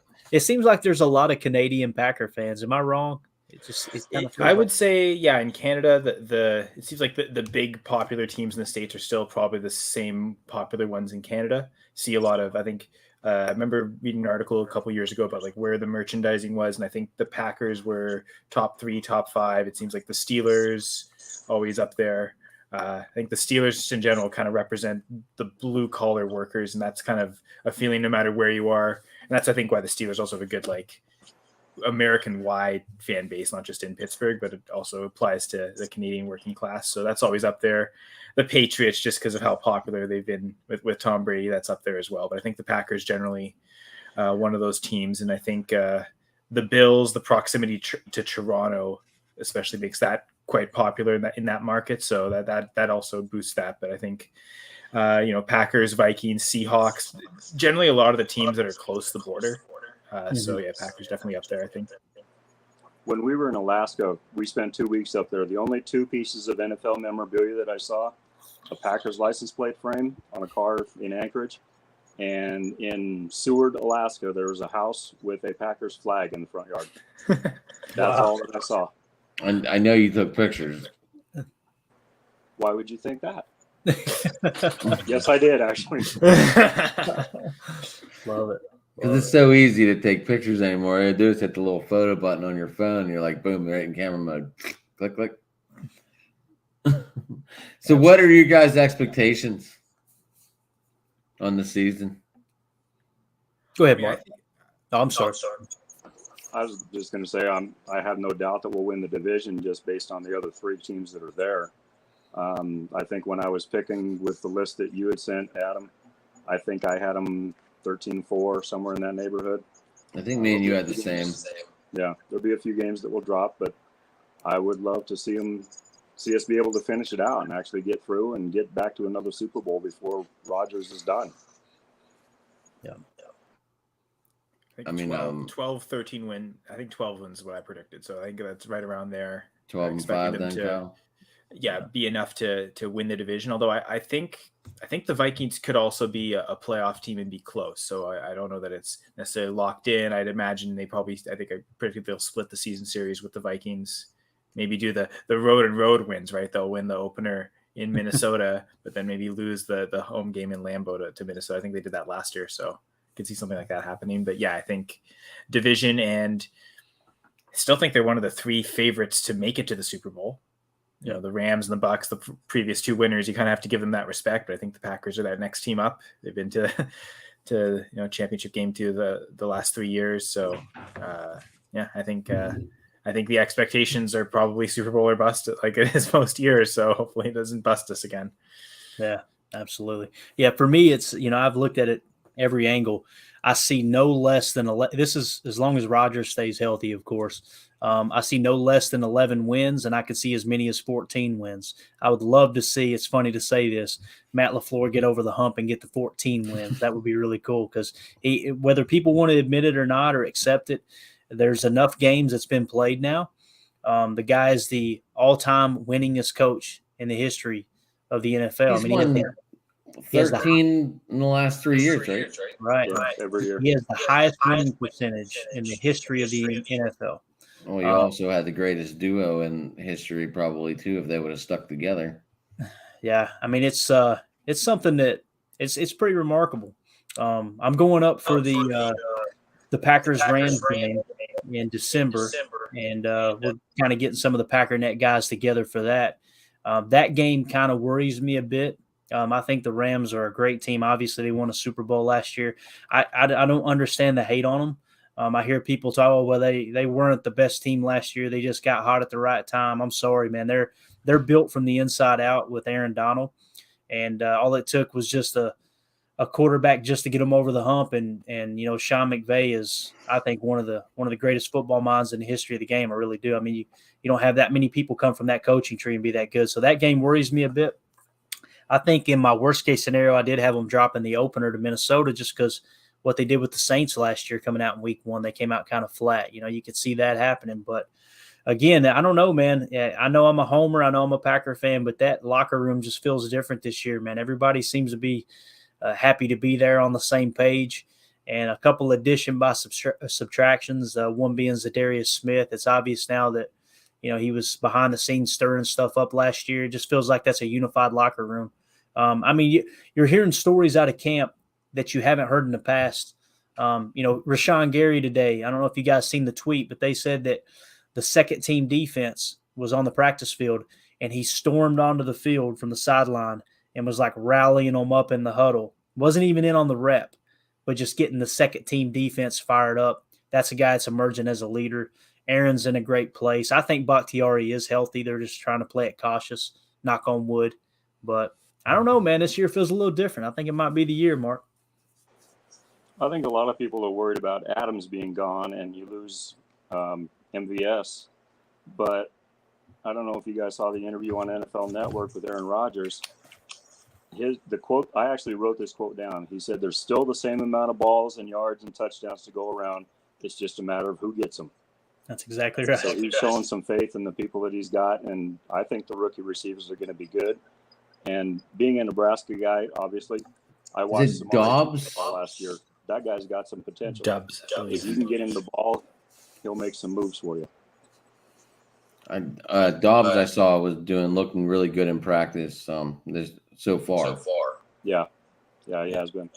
One of the things too, I think, is very important that goes untalked about a lot is contract years. That receiving core, you literally have Allen Lazard and Sammy Watkins on contract years.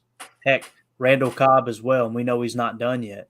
I mean, you're going to get the best of those receivers. They're looking to play for a contract, especially Lazard. He's got one shot at getting paid. And, they put that second-round tender on him this year. But I think he's going to come out and perform. And I think if anybody can get the best out of Sammy Watkins, it's Aaron Rodgers. I really do. But, yeah, you mentioned Romeo Dobbs. He's been the sweetheart of camp. I'm trying not to get too overhyped. I'm sure you agree, Kyle. We've seen this before with Kumaro and Janice and everybody. They come out and they're all pro, camp guys. But Romeo Dobbs does seem to be built a little bit different. What was he, a 4th-round pick? Am I thinking right, guys? I fifth. I believe so. Day 3, but early day 3. Yeah. Was Treylon Burks their main target? That's what they said. That was the rumor. Yeah. I thought he was. Yeah. I had him going to Green Bay, but I didn't plan on Tennessee trading up for him. Yeah, dude. I mean, I'm down here in the South too, and when I heard he was, hunting wild hogs with knives, I was like, "That's our guy." Put him on the edge, walking that outside stretch run. I'm all about it. But yeah, I mean, Christian Watson, he is what he is. I think he could be a great football player. But at the same time, when you come from a small school, you immediately get a little bit cautious. But then you also got to think of Alcorn State, Donald Driver, Mississippi Valley State, Jerry Rice. You got all Fresno those. State, Devontae Adams. What about What about Marshall, Randy Moss? There you go. Yeah, Chadron State, Don Beebe. So, Clayton, you're just talking about coaching and kind of making me think. Do we ranking coaches tonight? Ooh, all right. I'm down for it. Are you saying in just all-time Packers history? Yeah, I'd imagine that's kind of the same principle with the players, right? Yeah, I'll go first. It's tough between Lambeau and Lombardi. The cool thing about Lambeau was he was such a BSer that he could sign anybody, and that's exactly what he did. When he realized, he was a great football player. Obviously, stand out at East Green Bay High. Started as a freshman for Newt Rockne at Notre Dame. But when he came back to Green Bay, I think he did win one championship as a player. But I think he realized real quick, you know what? My best asset is my slick talking. And I'm going to go out and get the best players. And he did it illegally a couple of times and got kicked out of the league for it, which That's my kind of guy. If you ain't cheating, you ain't trying. Down here, they say in NASCAR, if you ain't rubbing, you ain't racing, right? That's what I loved about Lambeau. But I think if you're talking about X's and O's, head coaches, you got to go with Lombardi. The short time he was there and what he did, I mean, he flipped the league upside down and did it in a way where he was, Jack Venisi told him, if you take this job, when he recruited him, he said, if you take this job, you've got to go in and demand full control of that team because the board of directors are going to get in the way. And that's exactly what he did. He demanded it. And I think it was also the owner of the Giants too. The name eludes me right now. Mara. Yeah. John. I can't remember. I guess it was John Mara at the time. Mm-hmm. He said, you've got to go in and demand full control. And one time, Olenicek, the president of the board of directors, came down and tried him. He brought a paper down during practice and said, hey, here's a list of things that the board of directors wants changed. They said Lombardi crumpled it up, hit him in the chest with it, and said, I'll coach the GD team. And from that point forward, they went straight up. So my pick would have to be Lombardi. I know it's a long-winded answer, but I just love Lambeau so much. But Lombardi would be my guy. Well, he's also got a little trophy named after him, too. Yeah, there's a reason, right? Yeah, Go ahead, everybody Mark. else is playing for our trophy. And I would agree with you, Clayton. whether it's named after the stadium or after the trophy, right? Yeah. You've got to go some combination of Lombardi and Lambeau, number 1 and 2. So I'm going to go number 3. And I'm going to go Mike Holmgren. And he brought us that next Super Bowl, the 30 years after we won the first 2. And the biggest thing to me is Holmgren's attitude in the locker room. He talked about that trophy. And I remember him telling his players, this trophy means a lot to everybody, but it means more to us. So let's take it home. Yeah. And that's the kind of inspiration that the players, to me, it inspired me. So I can't imagine being right there as they were talking about it. And they've actually got that. I'm sure you've seen it, Clayton, on the great big trophy that they've got in the lobby out there. Mm-hmm. They've got those words on the glass that surrounds that trophy. Do they really? Mike Holmgren. Yeah. If you look on that glass barricade that surrounds the trophy, yeah, they've got quotes from Holmgren and Lombardi and a couple of other people, but Holmgren's quote is on there about the trophy meaning more to us. I didn't know that. I'm going to look for that next time. Yeah, it's there. I think with the Packers, I mean, because Lambeau was the coach for all those early ones before Lombardi, Lambeau before Lombardi. Sorry, mixing things up. You've got Holmgren, and then you've got McCarthy. You've only had 4 Packers coaches that have won championships, and I don't know how you guys feel, but I think just the sort of attention to detail with everything. Even though McCarthy's got the Super Bowl, I think I'd say Matt LaFleur is a better head coach than McCarthy. So I'd already kind of have him ahead of the list. Maybe that, I don't know if he's coached long enough to consider that, but I'd put him there. So it kind of almost by default, Holmgren has to kind of be that next guy up. But I think you made a really good point there, Mark, on the, not just the X's and O's of it, but the mental side, the leader of men portion of being a coach and why that's important. So I'd go Holmgren at 3 as well. There are times when you can look back now and see that the Packers won a lot of games in spite of what McCarthy did instead of because of what he did. Yeah. And that's my uncle right there, by the way. So, I can say stuff like that about him. He's not really. I'll tell you, I think Mike McCarthy is very, very underrated, though. I hear people bash him, and it's just, he had Aaron Rodgers. Who do you think trained Aaron Rodgers? Aaron Rodgers, a lot of people like to look at it like he just came out of the gate and he was excellent. Man, you look at those preseason numbers, you look at the early years, those first several years, he was not a good quarterback. And I'm not saying McCarthy is 100%, responsible for it, but all those quarterback camps that he put him through, that quarterback school there in summer, that McCarthy was famous for. I mean, he should get, I'm not saying even half the credit for Aaron Rodgers' development, but at least a third. I mean, if he had went to the Jets, if Aaron Rodgers had been drafted by the Jets and went through all those coaching staffs, you know what I'm saying? Rex Ryan. But then on the flip side, who the hell would he be throwing to? Yeah. On the would have had Brandon Marshall the 1 year or a little bit. Imagine this, though, that's right, yeah. Adam, imagine if he had gotten drafted by the Steelers, though. Yeah. with that surrounding cast. You know what I'm saying? As much as I love McCarthy and go, he needs to get more credit. If he Well, got McCarthy's from Western Pennsylvania. absolutely, yeah. So are LaFleur and McCarthy both top 5 Packers coaches all time?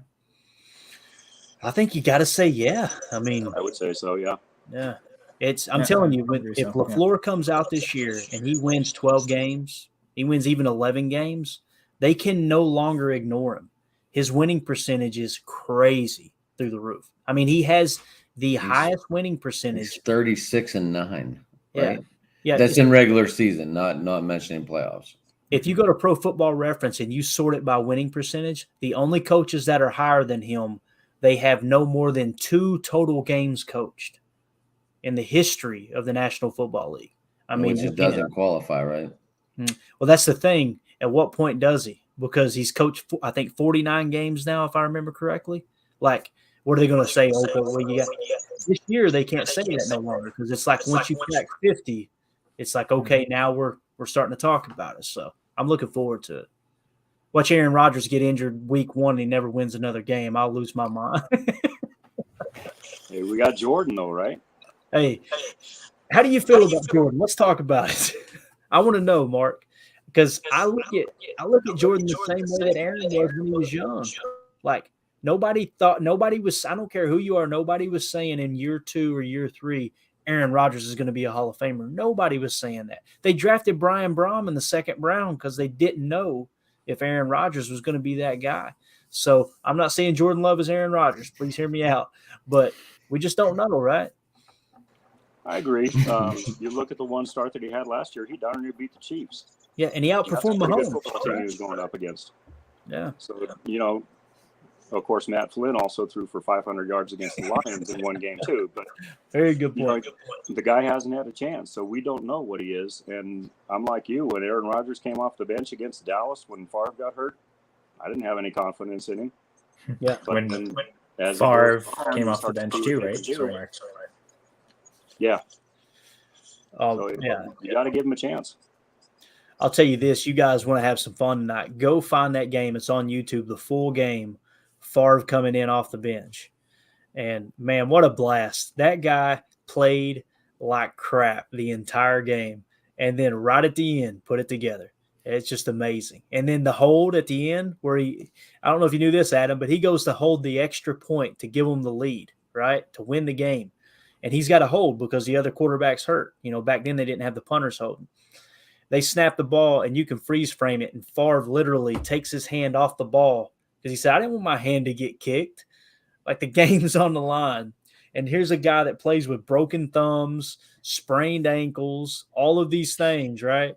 And he didn't want his hand to get kicked on an extra point. Played football his whole life. That's just an amazing story. But you can go find that on YouTube, man. That's a fun one to watch, just to see how the telecasts have changed and just take you back. It's really cool. Yeah. I think I told you guys wrong on one of my helmets. I think I told you I'm on green twice. One of those helmets is actually Don Majkowski, who was the quarterback that Favre replaced when he came in for the first time. And Majkowski is another one. He had a really spectacular couple of years. And he was, the review process, that was Don Majkowski was a big part of that because that was one of the first calls that was ever overturned was Majkowski. They were looking to see if he was over the line when he threw the ball against the Bears for a winning touchdown. That's right. So he's got a place in NFL and Packers history. And, once in a while I see comments from him on Twitter. But he was one of my favorite quarterbacks back then, too. He had the mullet and the curls, and he just looked like a dude. Yeah. They called him the Magic Man, right? Yeah. Yep. I remember him a little bit. You got to remember the Packers. At the Lions or the Colts. You got to remember the Packers didn't really play the Steelers that much in the 90s. Right. I mean, it wasn't like – they still don't play them that much. I think we play you guys this year, though, right? No, we have the East this year. No, I don't think that. And then the Titans is the one extra game. Okay, you guys are in the AFC South. I think it was last year.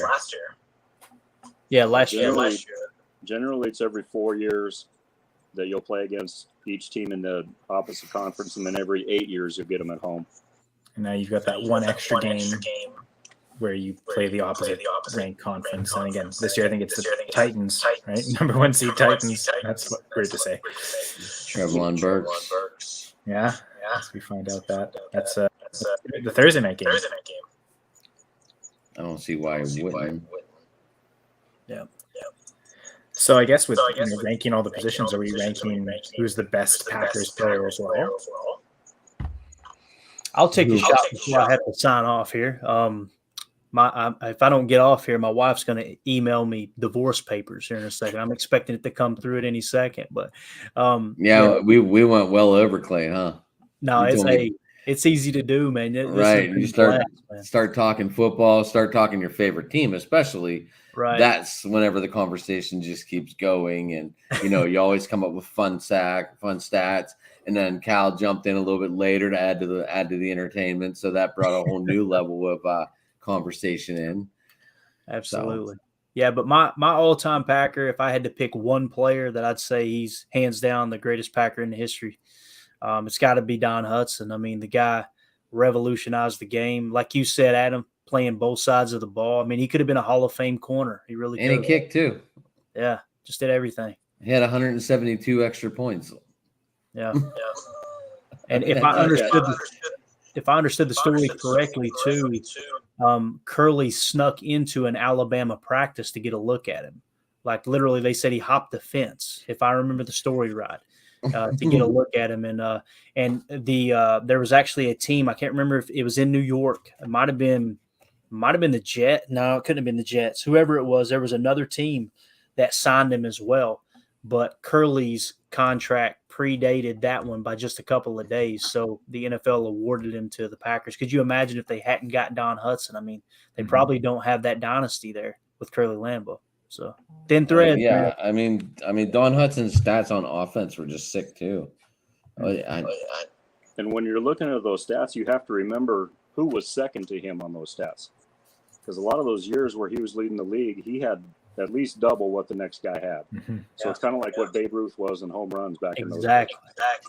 Yeah, I think his MVP season, he had 17 receiving touchdowns, and the next was like 8. So, and yeah, some of those records stood. And I think, Clayton, you mentioned innovation. I think revolutionary of inventing the route tree. Him and Arnie Harbor kind of creating that together. Yeah, is it the greatest player-led innovation in football history? Because most of the time it's coaches inventing these systems, Tom Landry with, revolutionizing the 4-3 defense, or even like everything like Lombardi did to revolutionize just training camp practice, like how do you create athletes, as well as all the offensive innovations, the zone blocking, and, Belichick, what he was kind of doing with Lawrence Taylor. And yeah, the great player Lawrence Taylor is, but it seems like it really was, they found this way to exploit teams with their systems, and it seems like it's always coach led, but like it's really Hutson's really the one player that's probably changed the NFL more than any other player. So there's almost an argument to be made that he's the greatest NFL player of all time. Like I still think I'd still attest he's the better receiver than Jerry Rice.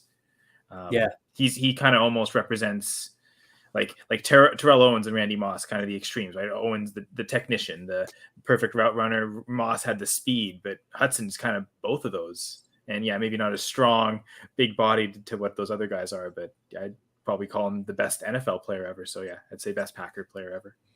Yeah, I completely agree. Especially like you said, talking about innovation. And it was in a time too when it was frowned upon to pass the football, but that was Curly. Curly didn't care to tick off anybody. He's like, I'm going to bend the rules every way I can. I mean, the guy got kicked out of the league for signing college players. And that was a cool story. When he got kicked out, the NFL folded, or the AA, I can't remember the name of it at the time, but they folded and they relaunched as the NFL. Him and George Calhoun went to Chicago. They went to Chicago to re-enter and reapply. And they said, I think it was a $50 fee where they charged them $150 because they got caught cheating. And the story goes that what Curly and George did was they drove down in George's car, but to get enough money for the entrance fee, they sold George Calhoun's car in Chicago and had enough money to buy their way into the league and have 2 train tickets back to Green Bay. I mean, they put it all on the line. And George Calhoun's I could talk all night about George Calhoun. What an unsung hero. Now, he and Curly pretty much burned the bridges and ticked everybody off on his way out the door, right? But George Calhoun's famous quote was, he hoped he outlived Curly so he could pee on his grave. I mean, that's how bad that got. But I don't know if you guys probably can't see the picture, but it's right there. I made them stand side by side in the same picture frame together because they are co-founders of the Packers. It's George Whitney Calhoun, Curly Lambeau. Man, I would love to have had a cold beer with those guys. That'd been something else. When I did my Lambeau tour, part of it, they stopped us. Again, Clayton, you've probably been there. In the room up above where they have the Super Bowl trophies and all of that stuff. And the tour guide was talking to us, and she asked if anybody was a Packers owner. And I was the only one there, and it really moved me that the other people on the tour cheered for me. Yeah. Because I'm an owner. But she was saying that Curly's initial fee to get into the NFL was $250. And I'm thinking, I have as much invested as Curly Lambeau does. Right. Just for my stock certificates. You say he invested the time, but you've also invested so much time as a fan too. So you're right. 1978, man. I know exactly what you're talking about, that stop on the tour. And I'll tell this story, and I've got to go. Your wife's going to be emailing me. What the hell did you do? When we went to the tour this last time when we were there for the Seattle game, probably one of my favorite moments. And I've been there, I think, 7 times now. But we're sitting in that room up. Well, first of all, we get to the atrium. We have 5 tickets because my cousin lives a little bit north of Green Bay, and he was going to come down. Well, they came down with COVID. They couldn't make it. So we had 3 extra tickets. And my wife and I were standing there in the atrium. We look over, and there's this little family, right? And it was an older couple and a young boy. Looked like the boy was probably 8 or 9 years old. And we went over and asked them if they wanted the tickets. Hey, we got extra tickets. And they were just like shocked that somebody offered them. You could tell they didn't have much money. And we got to talking to them. They're from North Dakota. That was their grandson and his first time coming to Lambeau. And they had tickets for the game. So he got to tour the stadium with us. And when we went upstairs and they made that moment, they said, hey, do we have any owners here? And we raised our hand. We were the only ones in the group as well.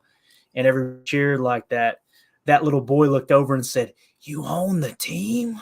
Like, he's just like, somebody explained to him, I don't own all this. All right, please. But I wish. So cool. Yeah, it was so cool, though, because taking their picture down on the field and that little family, it was really awesome. And it's the little things, that kind of stick with you. And all because, the cousin couldn't make it. It's just kind of that divine intervention type thing. It was really neat, really cool.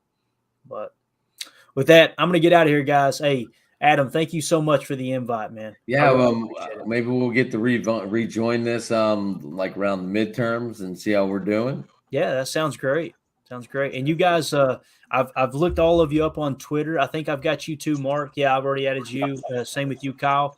Let's stay connected, guys. And Adam, with you too, man. If there's anything we can ever do, bro, just let us know. I'm open for anything, dude.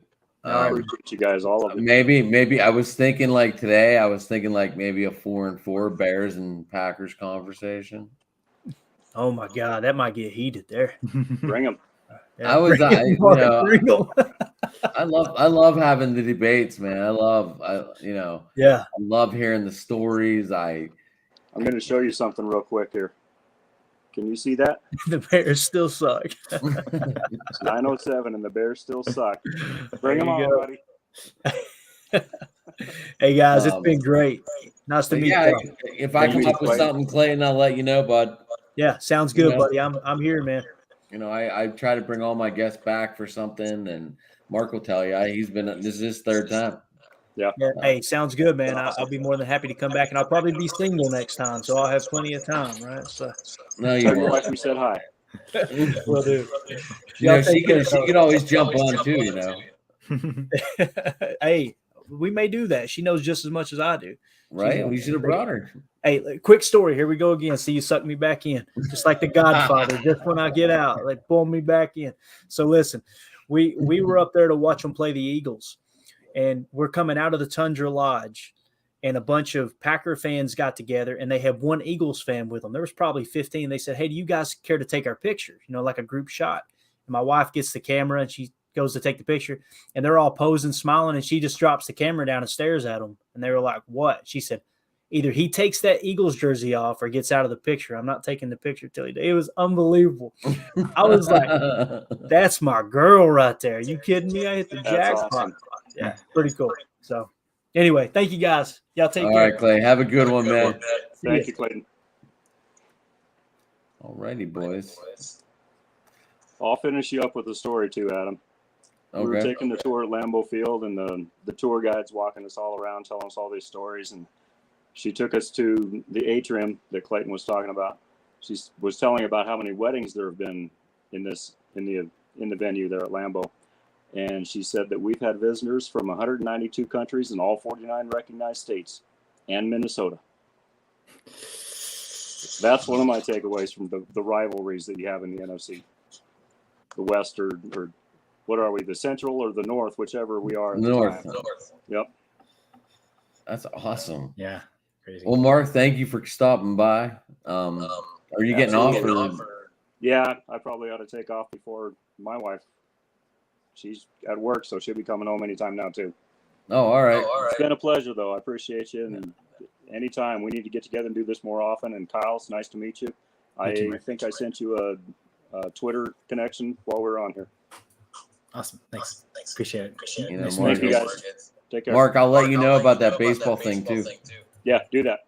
All right. Sounds good, buddy. Hey, man, you have a good night. You do the same. Take care. All right. What's up, Cal? How you doing, bud? Yeah, I've been great. So yeah, thanks for the invite. Glad we could connect and do all this. Yeah, I thought we were gonna get Brandon too, but he's still at play practice. Him and his wife do plays, and he wanted to be here. Believe me, he wanted to be here, but getting that play down and not making an ass of yourself more important, I guess. The show must go on, right? Yeah, he's welcome back anytime. Really knowledgeable, really great guy. I wish you guys would have got to meet him tonight. But anyway, best of luck, Brandon, on the play. And so, Cal, what's it like being in Canada, man? Oh, I guess I've lived in Canada my whole life, so I don't know any different. But I guess I enjoy kind of smaller town feel. I mean, Sudbury. I guess the population of Sudbury is about 160,000. So I guess it's comparable to probably Green Bay, right? Like, which is viewed as a small city, but even that, like, Sudbury's a lot bigger than the town I grew up in. So I almost view this as a big city when I was growing up. So the perspective is interesting, but I like doing a lot of outdoor stuff, hiking, and in the winter, especially, I like snowshoeing. So I kind of enjoy and embrace wintertime in Canada. You kind of have no choice, and skiing, and it tends to be like a common fun activity, and I have enjoyed that. But I was going to ask you, do you board or ski? Yeah, I've never snowboarded, but I have skied before, both cross country and downhill. But I just like snowshoeing. That you kind of don't. You can follow trails, but you don't really need your own trail. You can kind of make your own way. There's no real limits on where you can go. With skiing, whether it's cross country or downhill, you're stuck to kind of ski on the path or ski on the hill. So I've always kind of like the freedom of snowshoeing. But yeah, that's where you put on like the racket shoes, right? Yeah, exactly. Yeah. I've seen them, but I've never actually seen them live. I've seen them on TV, on commercials. I've never seen them live.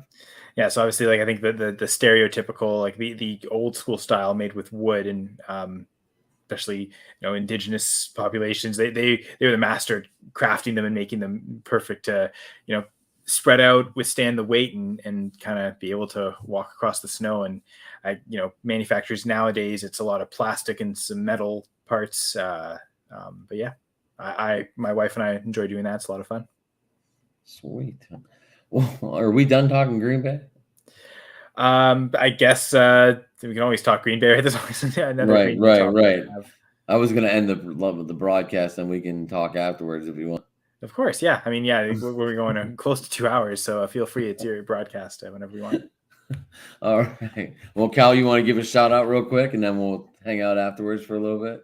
Yeah, for sure. So yeah, I'm on Twitter at Senra Says. I co-host the Full Press Packers pod. So you can find that us on Twitter at FPC_Packers pod. I also do a fantasy football pod with full press coverage, as mentioned before. So yeah, appreciate the opportunity here, Adam. So thank you very much. You're welcome, man. I'm glad you got to pop on. I know you had a show tonight, but you still managed to come over. I'm sure your wife's ready to kill you like Clayton. Sometimes it's nice that I'm not bugging her, and oh, good, you spent all this time not annoying me, so maybe she'll enjoy that. Right. Well, hey guys, tonight we covered Packers. I hope you all enjoyed it, and I am talking or sports talking it, and my name's Adam, by the way. So we're gonna call it a night, and everybody have a good one.